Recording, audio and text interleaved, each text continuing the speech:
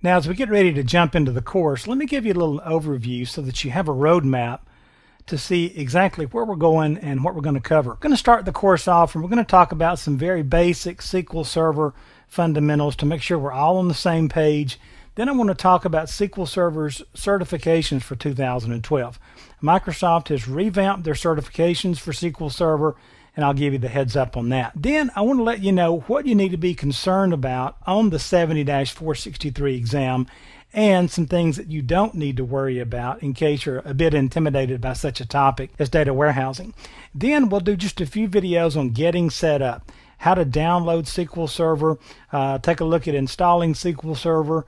I'm going to show you how to attach the sample databases, where to get help and documentation on SQL Server, all of that sort of thing. Then I'll go over some basic data warehouse fundamentals about the data usage challenges and how we end up needing data warehouses, star schemas, snowflake schemas, granularity, all this sort of thing.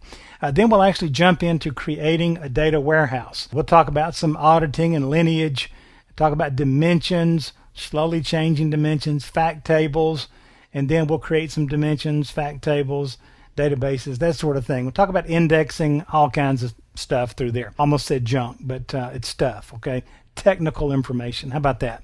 Then we'll talk about data flow using SSIS, or SQL Server Integration Services. Then from there, we'll talk about how to design and implement data flow.